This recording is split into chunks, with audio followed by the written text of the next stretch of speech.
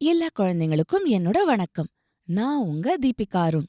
அஸ்திவாரம் பலம் இல்லாம போனா கட்டடம் நிலைச்சு நிக்குமா அப்படின்னு போன வாரம் நான் ஒரு வாக்கியம் சொன்னேன். வாக்கியமா அப்படின்னா என்னன்னு யோசிக்கிறீங்களா? வாக்கியம்னா சென்டென்ஸ் குழந்தைங்களா. அஸ்திவாரம் அப்படின்னா என்ன? பேஸ்மெண்ட். ஒரு கட்டடம், அதாவது ஒரு பில்டிங் கட்டணும்னா அதோட பேஸ்மெண்ட் ஸ்ட்ராங்கா இருக்கணும். ஆனா ஆனந்தனோட விஷயத்துல அஸ்திவாரம் பலம் இல்லாம போனா கட்டடம் நிலைச்சு நிக்குமான்னு நான் கேட்டேனே, அதுக்கு என்ன அர்த்தம் தெரியுமா? சின்ன வயசுல நம்ம எதெல்லாம் சரியா கத்துக்கணுமோ அதெல்லாம் நம்ம சரியா கத்துக்கலனா வயசானப்புறம் எவ்ளோ வயசானாலும் சில விஷயங்கள் நமக்கு நிலைச்சு நிக்காது. ஐந்தில் வளையாதது ஐம்பதில் வளையாது அப்படின்னு ஒரு பழமொழியும் இருக்கு. இந்த பழமொழிக்கு நான் அர்த்தம் சொல்ல போறதில்ல. நீங்க உங்க அப்பா அம்மாவை தான் கேட்கணும். சரி, இன்னைக்கு அத்தியாயம் கேட்கலாமா? அத்தியாயம் 13. குண்டுமணி. அன்னிக்கு சாயங்காலமே ஆனந்தன் ஒரு பைனாக்குலர் வாங்கிட்டான். ரொம்ப தூரத்துல ரமணி போனா கண்டுபிடிக்க வேண்டாமா? அதுக்குதான் அந்த பைனாக்குலர். அடுத்த நாள் காலையில பலகாரம் சாப்பிட்டதும் புஷ்கோட், முழுக்கால் சட்டை, பூட்ஸ், தலையில மடக்கு தொப்பி இதெல்லாத்தையும் போட்டுக்கிட்டான். கழுத்துல பைனாக்குலரை தொங்க விட்டுக்கிட்டான். சட்டப்பையில ரமணியோட அடையாளங்கள் எழுதப்பட்ட அந்த சின்ன நோட்டு புத்தகத்தை வச்சுக்கிட்டான். உடனே வீட்டை விட்டு கிளம்பி நேரா அவனோட அருமை நண்பன் குண்டுமணி வீட்டுக்கு போனான். குண்டு பிளஸ் மணி ரெண்டும் சேர்ந்துதான் குண்டுமணி ஆயிடுச்சு. ஆமா, மணிங்கிறது அவனோட இயற்கையான பேர். அதாவது அப்பா அம்மா வச்ச பேரு. குண்டு அப்படிங்கறது பள்ளிக்கூட பசங்க அன்போட கொடுத்த காரணப் பெயர். காரணப் பெயர்னா என்ன? இது நீங்க உங்க அப்பா அம்மாட்ட தான் கேட்கணும், சரியா? 4-5 வருஷங்களுக்கு முன்னாடி புடலங்கா மாதிரி இருந்த மணிதான் இப்போ பரங்கிக்கா மாதிரி பெருத்துட்டான். இன்னும் பெருத்துக்கிட்டே போயிட்டு இருக்கான். ஒவ்வொரு வாரமும் அவனோட சுற்றளவு ஜாஸ்தியாயிட்டே இருக்கு. விளையாட்டு போட்டி, பேச்சு போட்டி, சித்திர போட்டி, இப்படி பள்ளிக்கூடங்கள்ல என்னென்னவோ போட்டி வைக்கிறாங்களே, சாப்பாடு போட்டின்னு ஒரு போட்டி வைக்க கூடாதோ? அப்படி ஒரு போட்டி வச்சா அதுல பரிசு யாருக்கு தெரியுமா கிடைக்கும்? என்னது? உங்களுக்கு தானா? இல்ல இல்ல குழந்தைங்களா, இந்த கதையில குண்டுமணிக்கு தான். ஆனந்தன் குண்டுமணி வீட்டுக்கு போன போது அவன் நல்லா கொரட்டை விட்டு தூங்கிட்டு இருந்தான்.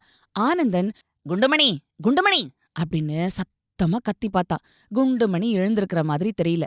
முதுகுல பலமா தட்டி பார்த்தான், குத்தி பார்த்தான். பலனே இல்ல. கடைசியில நைஸா நறுக்குன்னு சின்னதா ஒரு கிள்ளு கிள்னான். உடனே குண்டுமணி, சச்ச, வர வர எறும்பு உபத்திரம் ஜாஸ்தி ஆயிடுச்சு, விட்டேனா பாரு இந்த எறும்ப அப்படின்னு சொல்லிக்கிட்டே எழுந்தான். குண்டுமணி எழுந்ததும், என்னடா குண்டு சிகாமணி, கும்பகர்ணன் கிட்டேந்து எல்லா தூக்கத்தையும் நீ வாங்கிக்கிட்டியோ அப்படின்னு கேட்டான் ஆனந்தன். யாராது அப்படின்னு கண்ணை திறக்காமலே கேட்டான் குண்டுமணி. கொஞ்சம் கண்ணை திறந்து பாருப்பா, நீ இருக்கிறது பூலோகம்தான். உன் எதிர்க்க இருக்கிறது எறும்பு இல்ல, உன் ஆத்ம நண்பன் ஆனந்தன் தாங்கிறது நல்லா தெரிஞ்சிடும் அப்படின்னா ஆனந்தன். உடனே குண்டுமணி கண்ணை திறந்து நிமிந்து பார்த்தான். பார்த்ததும் அவனுக்கு சரியா தெரியல. கண்ணை கசக்கிக்கிட்டு மறுபடியும் பார்த்தான். உடனே அவனோட முகம் மலர்ந்துடுச்சு. அடடே, ஆனந்தனா? இது என்னடா சூட்டும் ஹேட்டும் தொர மாதிரி இருக்கியே? எந்த கப்பல்ல வந்து இறங்கி இருக்காரு இந்த தொர? கத்தி கப்பல்லையா, சண்டை கப்பல்லையா, நீர்மூழ்கி கப்பல்லையா, இல்ல இல்ல காகித கப்பல்லையான்னு தானே கேக்குற? உனக்கு எல்லாமே வேடிக்கையா தானே இருக்கு. ஆமா, இதெல்லாம் என்னடா வேஷம்? எல்லாம் விவரமா சொல்றேன். முதல்ல நீ இப்பவே என் கூட கிளம்பி வரணும். ரொம்ப ரொம்ப அவசரமான ஒரு வேலை அப்படின்னு சொன்னான் ஆனந்தன். அப்படின்னா இதோ பல்ல தொலைக்கிட்டு வந்துடுறேன், வேலையா சாப்பிடணும் அப்படின்னா குண்டுமணி. கொஞ்ச நேரத்துல 2 பேரும் கிளம்பினாங்க. நேரா பக்கத்துல இருக்கிற ஒரு பெரிய ஹோட்டலுக்கு போனாங்க.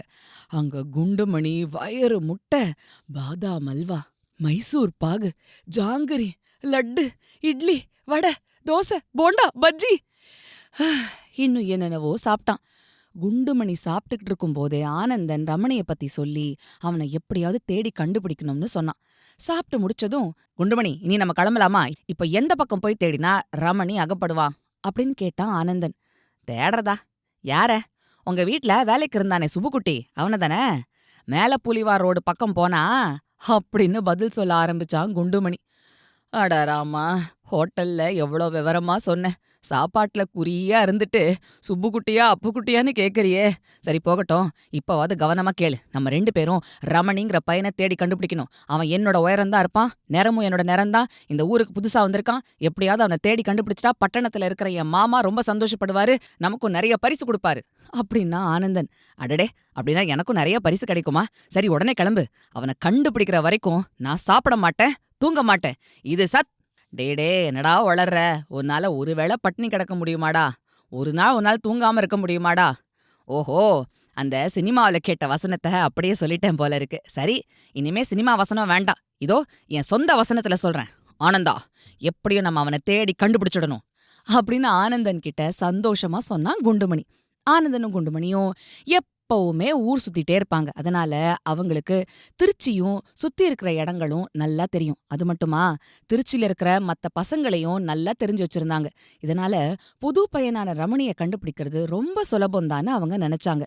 திருச்சியில அவங்க சுத்தாத இடமே இல்ல, தேடாத தெருவே இல்ல, நுழையாத கோவிலே இல்ல. தெருவுல போறவங்க வரவங்க எல்லாரையும் பைனாகுலரை வச்சு பார்க்க ஆரம்பிச்சிட்டாங்க. எதிரில பக்கத்துல நிக்கிறவங்கள பார்க்கறதுக்கு கூட பைனாகுலரை உபயோகிச்சாங்க. மாத்தி மாத்தி 2 பேரும் இப்படி பண்றத சில பேர் வேடிக்கையா பார்த்தாங்க. சில பேர், பசங்க இப்பதான் பைனாகுலர் வாங்கியிருக்காங்க போல இருக்கு அப்படின்னு சிரிச்சுக்கிட்டே சொன்னாங்க. இன்னும் சில பேர் என்னென்னவோ கிண்டல் பண்ணாங்க. 2 நாளா கால் வலிக்க தேடியும் ரமணிய கண்டுபிடிக்கவே முடியல. இதுக்குள்ள ஆனந்தன் சேர்த்து வச்சிருந்த பணத்துல பாதி காலியும் ஆயிடுச்சு. ஏன் சொல்லுங்க?